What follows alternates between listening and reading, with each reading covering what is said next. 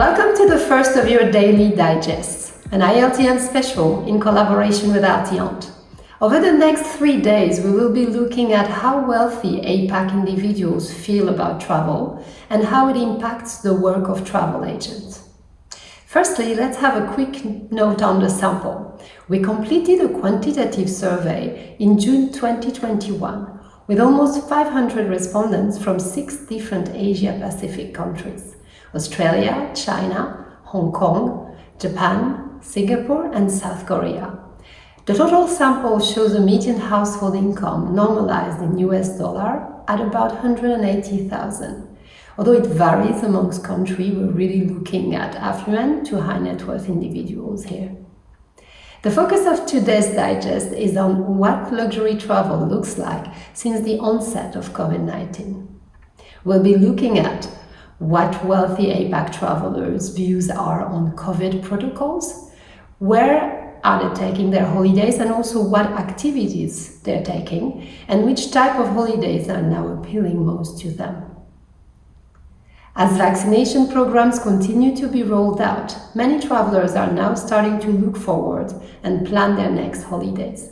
There is a growing demand amongst wealthy APAC individuals. On this screen, you can see that 77% of our respondents are being willing to carry a vaccination passport. Agreement with this is quite high across all countries. It does peak amongst Chinese at 88%, and it's slightly lower amongst Hong Kongers at 68%. As you can see, 77% are also willing to carry a connected device with them at all times, which would enable them to receive vaccine alerts or to let them know of an imminent danger. And furthermore, almost 44% told us that they would be willing to observe a short quarantine period when arriving in a country, or even take tests every 48 hours. Those are pretty significant and at times even intrusive measures, but we see that the wealthy traveler is willing to take on these new levels of bureaucracy if it means returning to a certain level of normalcy and getting their travel back in full security. When we look a bit closer, we see that South Korean and Chinese travelers are the most likely to be willing to observe short quarantine measures, while Hong Kongers are the most likely to take tests. Interestingly, Australians are amongst those who are unlikely to be receptive to both these measures.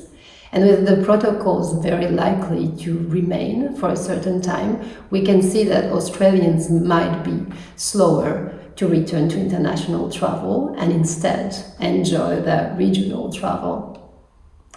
Since the pandemic started, we also saw that many wealthy APAC travelers have in fact discovered new holiday options in their areas, and holiday options they say they'll be willing to return to in the next year, in particular Chinese and Hong Kong travelers.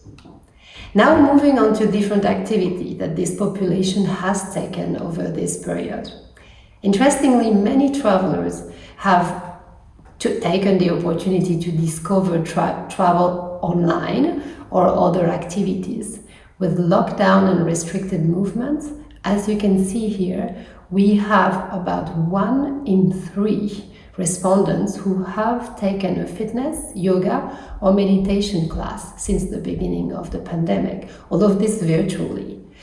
This is a trend that we have seen growing pre-COVID-19, but it definitely intensified during the pandemic. And also, almost 25% here have taken care of their mental well-being through virtual sessions as well. Finally, discovering new places through virtual tours surged also in popularity. Almost 1 in 5 said that they had experienced virtual travel. So what does it mean for the travel operators? Well, the pandemic won't last forever. Some see virtual tours as a lasting effect that will open for more real-world tourism in the future.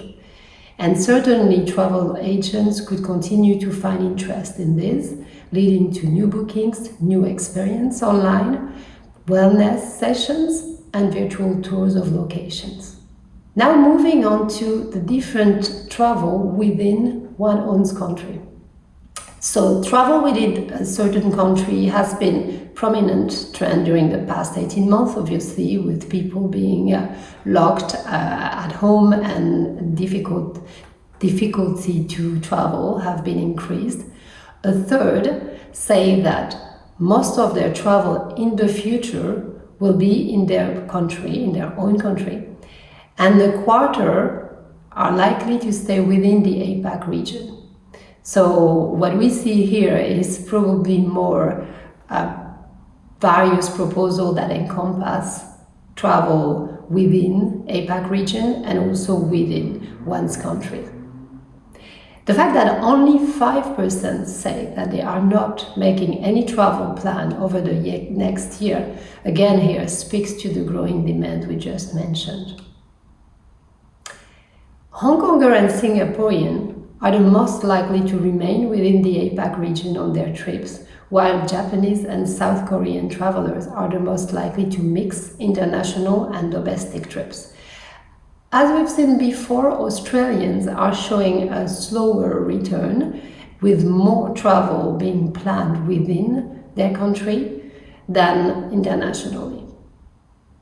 So in this part now, you can see that domestic and interregional holidays are most likely to be popular in the coming years, as many travelers remain cautious about a longer distance trip. 41% expect to travel more within their own countries after COVID-19 compared to pre-COVID-19. A further 25% of respondents expect to increase their travel to other APAC countries, which rises to more than a third among Hong Kong, Singaporean, and South Korean travelers. These countries' travelers are also among the most likely to take more holidays further afield. So now keeping the focus on travel behaviors, but looking at the other side, according to ILTM's research, which was conducted on 200 APAC buyers, of these buyers, a third said that they have seen a change in the age profile of the bookers. 59% believe that 25 to 49 years old are the most likely age group to travel first, followed by 50 to 64 years old. The importance of family age group is also reflected here. If you look at the travelers' views now, we can see that family and beach holidays are likely to become particularly popular in the immediate future. You see 44% of wealthy Asia-Pacific travelers tell us that they expect to take more of these after the pandemic. Seclusion and caution have become increasingly important for many. So rural and countryside holidays are also ranking really high. The pandemic has also highlighted the importance of physical and mental well-being, as we've seen before, with around a quarter here likely to take more wellness holidays in the coming year. However, we should also note that 30% are still expecting to take some city breaks as a return to normality. So what's more here? Many of the wealthy travelers are prepared to pay more for extra features that combine work and leisure, with 44% willing to spend 20% and more for such offering. Many professionals, like all of us, have been combining working from home with personal responsibilities and family responsibilities. So unsurprisingly, this is becoming a key requirement and could actually become a new star feature for future travel itineraries from travel agents. Then you see personalized itineraries and new experiences could also justify an incremental fee. 51% are eager to pay more for personalized itineraries. For example, itineraries that include immediate continuous update on health and safety measures in a given country. And 2/3 are willing to spend more than 20% extra for experiential activities or holidays. As mentioned earlier, here you see also 44% for work leisure combined options.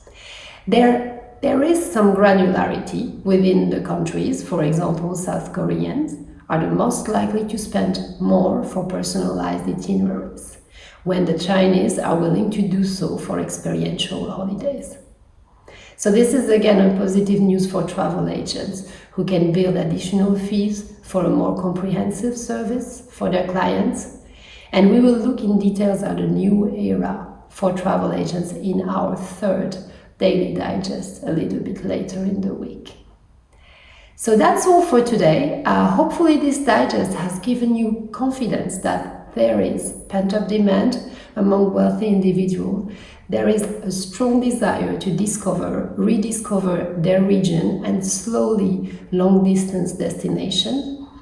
The Asia-Pacific affluent and high-net-worth individuals are eager to resume traveling despite the increased requirements.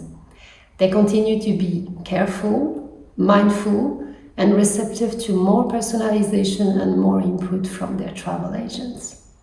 So join us tomorrow, where we will be looking at the new wish list for these affluent travelers. Goodbye for now.